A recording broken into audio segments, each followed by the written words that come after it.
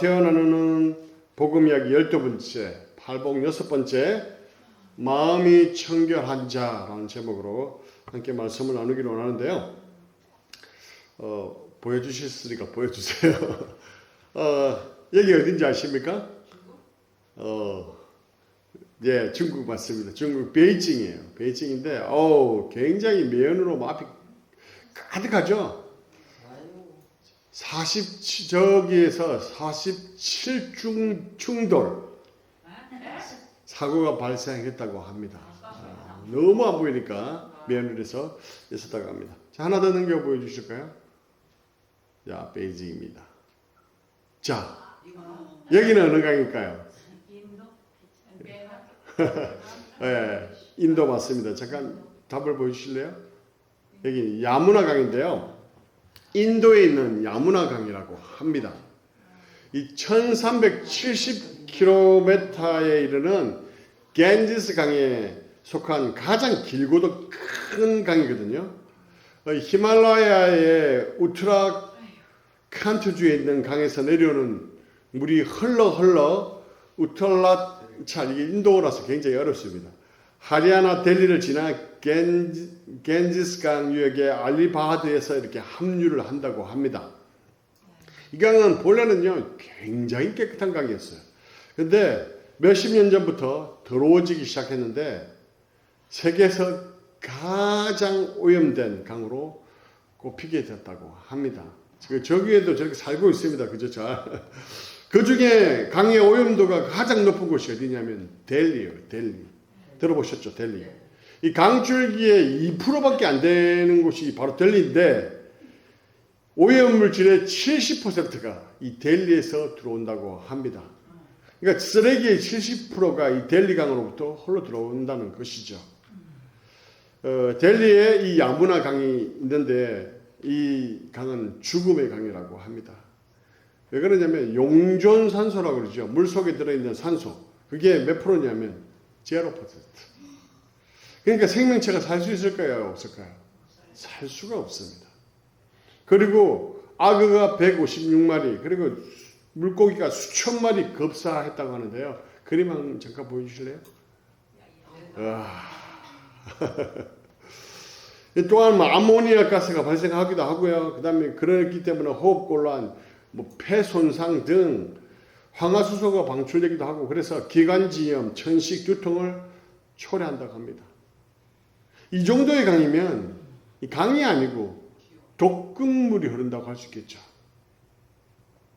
이렇게 더럽혀진 강을 복구하기 위해서요, 델리, 하리아나, 우타르 프라데시 정부는요, 힘을 합쳐갖고 3,780억, 미국 돈은 얼마인지 모르겠습니다. 어쨌든 투자해서 이 야무나강 청결 작업을 시작했대요. 그렇지만 이 깨끗한 강으로 복구하는 것이 불가능하다고 합니다. 그런데요, 이 야무나 강처럼 더러운 곳이, 심각하게 썩고 더러운 곳이 있습니다. 그 어딘지 아십니까? 우리의 마음입니다. 어떤 분은 이렇게 얘기할 수 있을 거예요. 아니, 우리 마음이 그렇다고요? 아니에요. 굉장히 선한 마음을 가지고 있어서 이 선한 부분도 있습니다 라고 주장하시는 분도 있습니다. 그럴까요? 그러나 성경은 그렇지 않다고 이야기합니다. 한번 말씀을 볼까요? 같이 읽겠습니다. 시작. 만물보다 거짓되고 심히 부패한 것은 마음이라 누가 능히 이를 알려마는. 그러죠? 마태복음 한번 넘겨주세요. 하나 더 같이 읽겠습니다. 시작. 마음에서 나오는 것은 악한 생각과 살인과 간음과 음란과 도둑질과 거짓 증언과 비방이니라고 말씀하고 있다는 것이죠. 자, 오늘 이 마음에 대해서 한번 살펴보려고 하는데요. 오늘 마태복음 5장 8절 말씀이 어떤 말씀인지 한번 같이 읽겠습니다. 넘겨주세요. 시작. 마음이 청결한 자는 복이 있나니 그들이 하나님을 볼 것이요 라고 이야기합니다. 자, 오늘 본문의 말씀에서는요, 마음이 청결한 자가 복이 있다 이렇게 말씀을 합니다. 자, 그러면 인간이 이렇게 부패한 마음을 가지고 있는데 어떻게 청결할 수 있을까요? 이 초대교회 때부터요, 많은 사람들이, 오늘날에 이르기까지 많은 사람들이 이 마음을 청결하게 하는 거에 굉장히 관심이 많았습니다. 그래서 굴에 들어가서 수련을 하기도 하고요, 광야에서 수련을 하기도 하고, 사막에 들어가서 금식을 하며 수련을 하고 영성을 훈련을 했지만 마음이 깨끗해졌을까요? 그렇지 않습니다. 마음을 깨끗하게 하는 것이 불가능하다는 거예요. 야무나 강은 어떻습니까? 수천억을 들여가지고 그 강을 깨끗하게 하려고 노력하고 했지만 가능했을까요? 불가능했다는 것이죠. 마찬가지로 인간의 그 부패하고 더러운 그 마음을 깨끗하게 하기 위해서 하는 인간의 노력은 아무 소용이 없고 불가능하다는 것입니다. 그래서 세상의 모든 많은 종교, 도덕, 학문, 철학, 이 모든 것들이 궁극적인 깨끗한 마음을 원했지만 도달했나요? 도달할 수 없었다는 거예요. 욥기 14장 4절 한번 같이 읽겠습니다. 시작. 누가 깨끗한 것을 더러운 가운데서 낼 수 있으리까? 하나도 없다. 없나이다. 이렇게 말씀하죠. 그죠? 하나 더 넘겨보겠습니다. 예레미야 시작.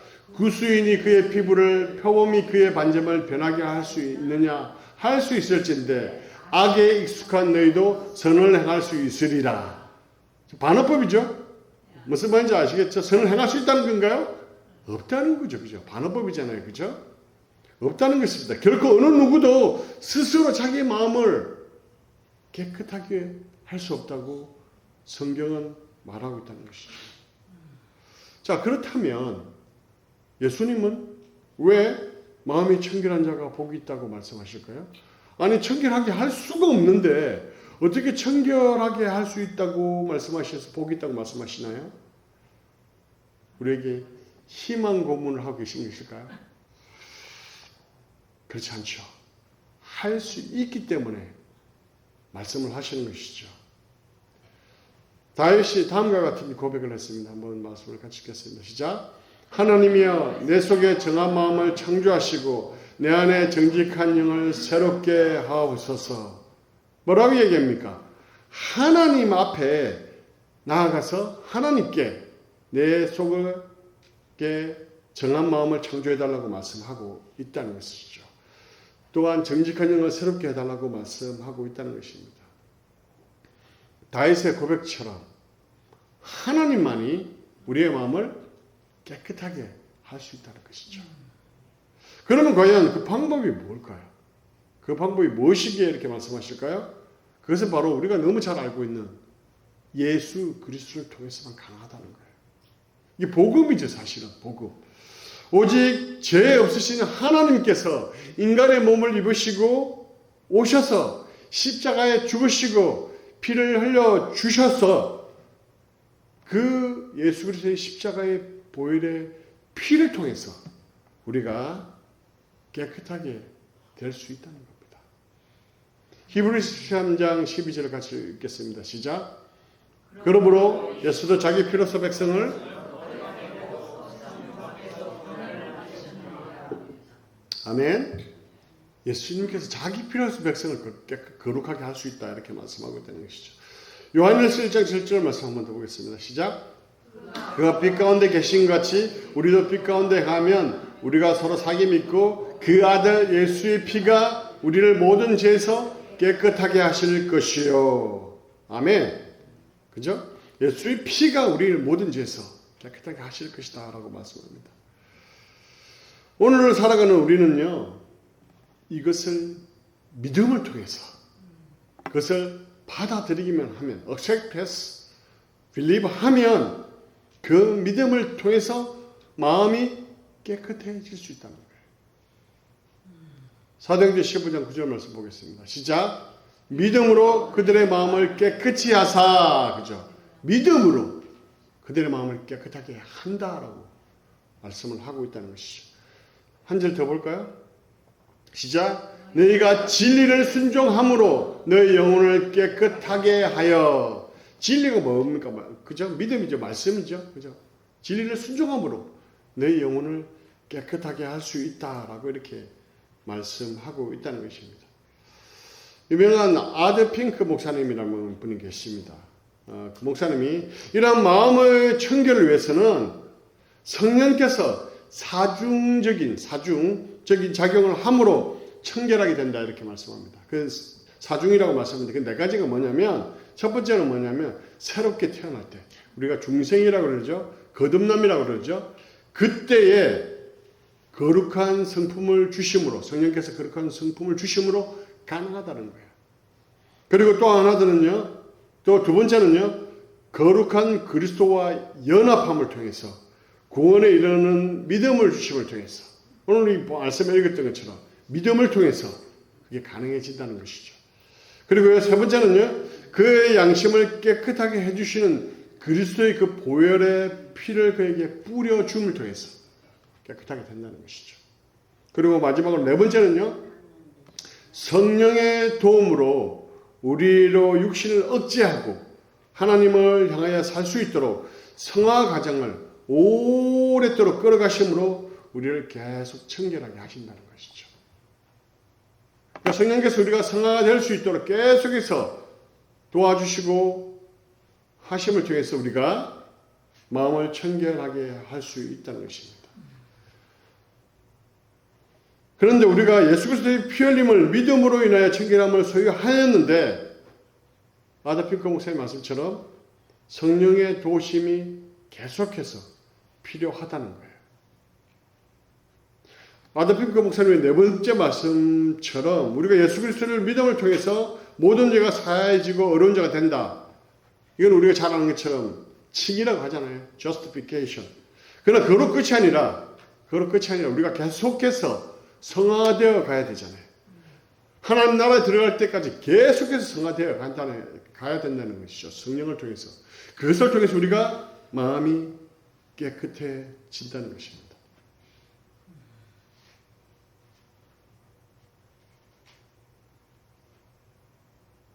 왜 이 성화가 계속 필요하냐면 우리가 예수님의 십자가 사건을 통해서요. 우리의 죄가 깨끗해졌습니다. 아멘? 자, 깨끗해졌습니다. 그리고 죄의 뿌리까지도 모두 제거되었어요. 그런데 우리 안에 죄의 욕망이 남아있다는 거예요. 그리고 그 죄의 욕망이 우리를 계속 지배하려고 한다는 거예요. 자, 여러분 한번 잘 생각해 보세요. 예수 믿고 나서 나는 죄를 한 번도 짓지 않았다. 손 들어보세요. 없을 것 같아서 말씀대로 손 들으라는 거예요. 아니면 제사함 받았던 내가 예수 믿어갖고 제사함 받았던 그대로 하얗게 내가 잘 유지하고 있다. 손 들어보세요. 없거든요. 결코 그럴 수 없다는 거예요.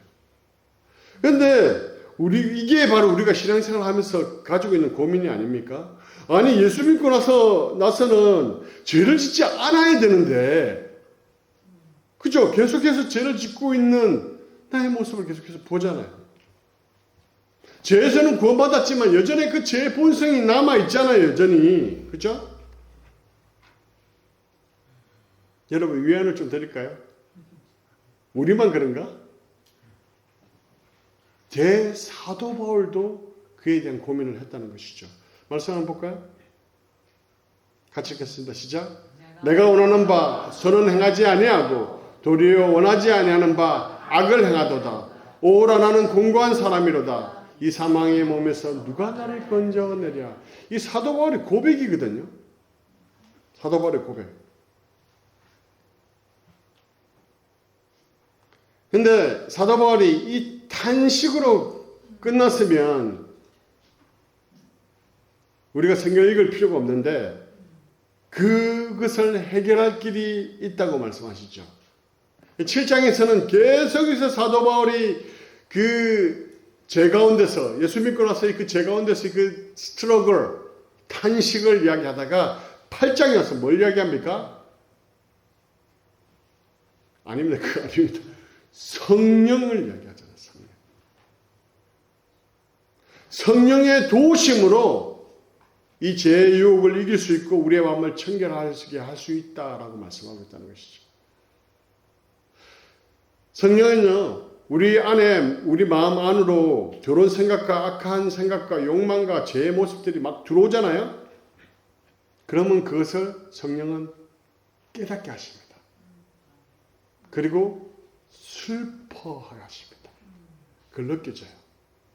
그리고 회개하도록 돕습니다.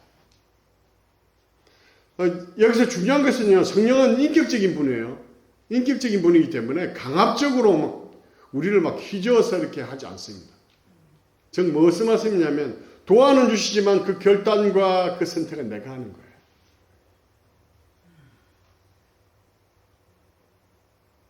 그러한 악하고 더러운 생각과 욕망과 상상력들이 막 들어올 때 성령께서 우리를 깨닫게 하시고 슬프게 하시고 또한 중보기도 하시고 하신다는 것이죠. 우리를 돕는다는 것이죠. 그래서 성령을 카운셀러라고 그러잖아요. 카운셀러, 그죠? 중보자라고도 하고, 그죠? 김선택 목사님은 이 표현을 마태복음 강에서 이렇게 표현했는데 이 모습을 이렇게 이야기했습니다. 우리의 마음속에는요, 악한 죄의 시궁창 물이 들어오고 있는 구멍이 있다고 합니다. 그런데 이것들이 물 밀듯이 들어올 때 우리가 예수 그리스도를 믿으면 새로운 구멍이 하나 더 생긴다는 거예요. 그러면 성령의 생수의 강이 그 구멍을 통해서 들어오기 시작한다는 것이죠. 그래서 우리가 예수 믿고 계속해서 깨끗해지기 위해서는요, 그 죄의 시궁창물이 들어오는 그 구멍을 어떻게 되겠습니까? 막아야 된다는 거예요. 막아야지. 이 막는 역할을 성령께서 하신다는 거예요. 이 깨끗한 곳에 더러운 것이 자꾸 들어오면 사이렌이 울려요. 내 안에, 마음 안에 계속 사이렌이 울립니다. 비상사태가 발생했다고 계속 사이렌을 울려요. 그리고 그렇게 들어온 것을 빨리 제거하고 해결하도록 성령께서 우리의 마음을 주장하시고 말씀하시고 도와주시고 깨닫게 하시고 슬프게 하시고 갈등을 하게 하시고 한다는 것이죠. 또 그렇게 들어오는 그 더러운 것들을요, 들어오지 못하도록 우리가 할 수 있는 것이 있습니다. 그게 뭘까요? 그 안에 가득 차 있으면 더 이상 못 들어오잖아요. 그죠? 물도 마찬가지죠. 안에 가득 들었으면 아무리 구멍이 있어도 그것으로 들어올 수 없어요. 그 안에 좋은 것으로 가득 채우면 더 이상 안 좋은 것들이 들어오지 않는다는 것이죠. 마음속에 좋은 것이 있으면 아무리 더러운 것이 밀고 들어오려고 해도 그 압력 때문에 밀려나갈 수밖에 없다는 거예요.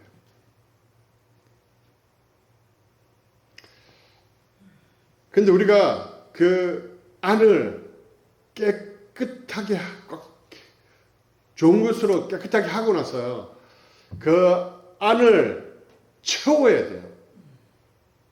채우지 않고 두면 어떤 일이 날까요? 마태복음 12장 말씀을 보면 제가 띄우지는 않았습니다. 그 내용을 말씀드릴게요. 마태복음 12장 보면 여러분 잘 아시는 내용일 거예요. 일 겁니다. 들어온 귀신들이 쫓겨갔다가요, 갈 데가 없어서 헤매다가 쫓겨난 그 집에 다시 돌아와 보니 너무 깨끗하게 해놨네. 그러니까 더 악한 귀신 7을 데리고 들어와서 어떻게 됐다고요?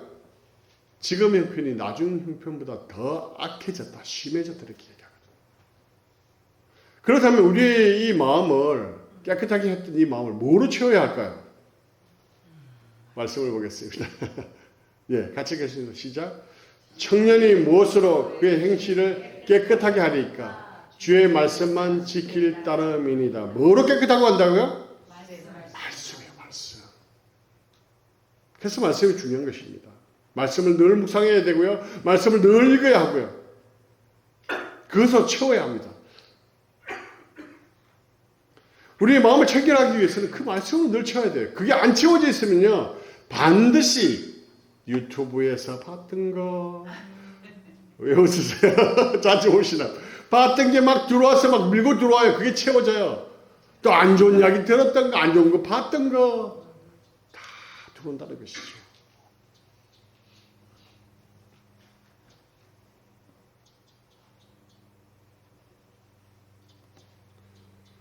사랑하는 여러분, 여러분 마음속에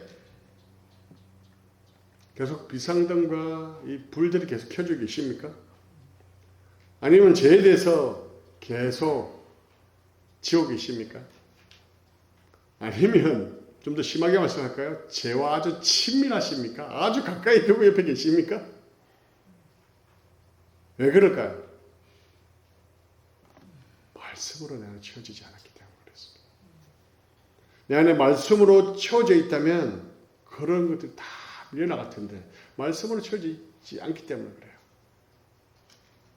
우리가 잘 아는 이야기가 있죠. 심은 대로 거두고 콩 심은 데 콩 나고 팥 심은 데 팥 난다. 그런데 어떤 사람은 콩 심어놓고 팥을 기대하는 사람들이 많이 있어요. 내 안에 안 좋은 걸 집어넣어놓고 아웃풋이 좋기를 바라요. 아니 그렇죠. 인풋한 대로 아웃풋하게 돼 있어요. 내 삶 속에 자꾸 아웃풋되는 것이 자꾸 안 좋은 것만 나온다. 그렇다면 내 인풋이 무엇인지 봐야 돼요. 여러분 삶 속에 계속해서 진짜 안 좋은 것만 자꾸 나오고 있다. 내 인풋을 돌아봐야 돼. 내 인풋이 무엇인가.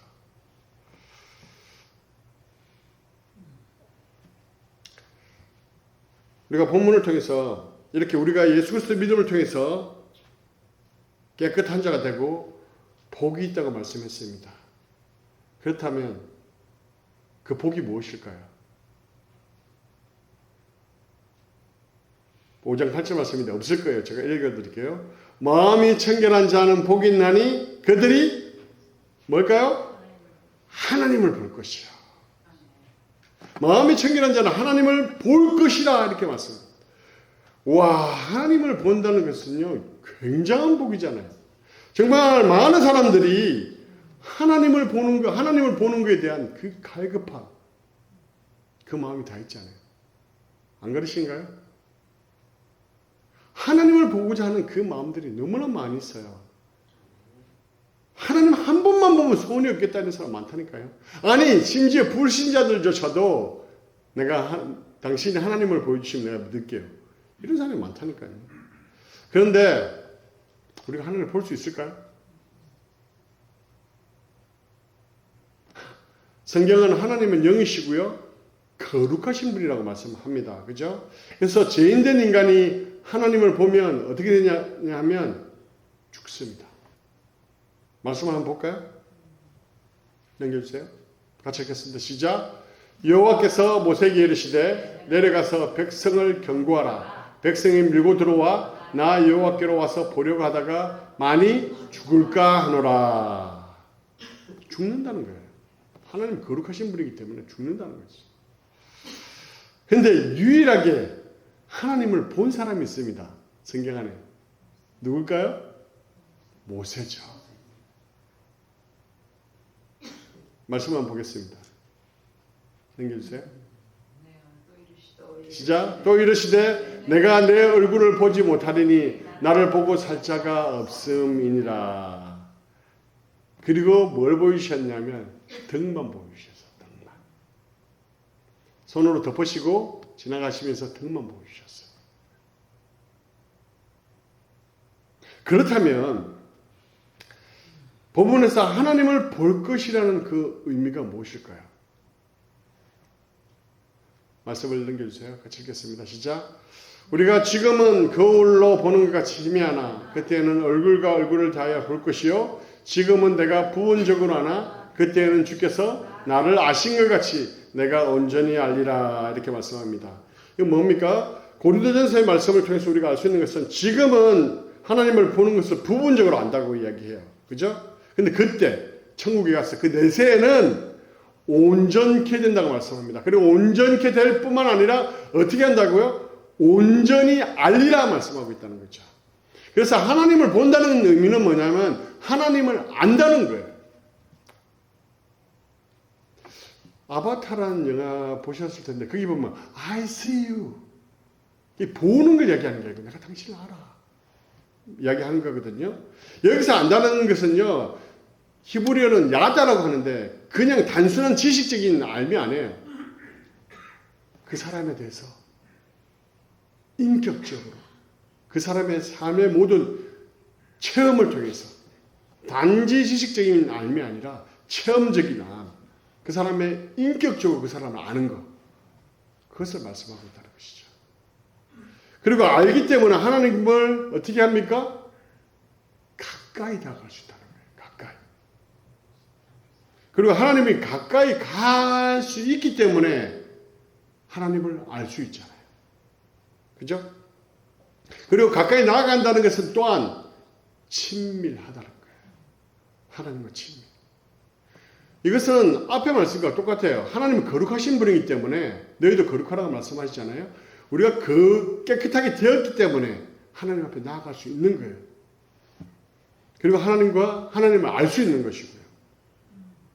성경에 보면 하나님을 가장 가까이 알았던 한 사람이 있습니다. 누굴까요? 오늘 구약 말씀 많이 살펴보는데 누굴까요?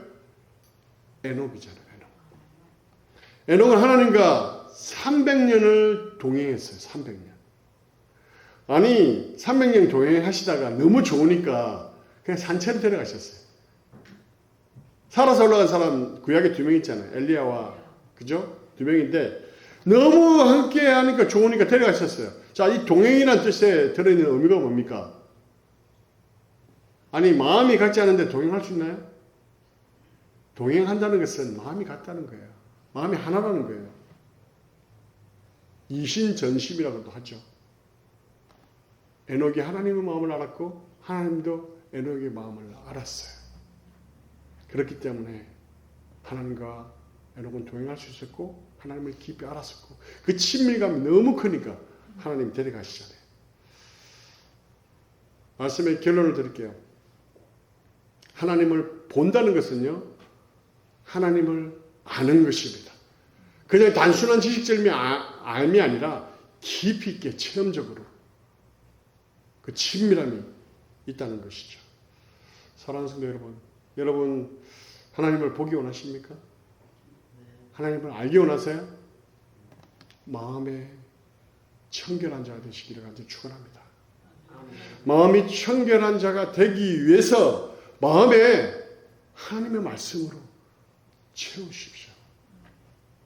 세상에 그런 것들을 들어오지 못하도록 채우셔서 깨끗한 청결한 마음을 가지십시오. 그리고 그런 마음을 가지기 위해서 성령의 도움을 구하십시오. 그래서 날마다 하나님과 그 깊은 교제, 그 깊은 만남 가운데 하나님을 알아가시고 경험하시고 그런 가운데 하나님을 날마다 보시는 그런 축복을 누리시는 여러분 되시기를 주님의 이름으로 간절히 축원합니다.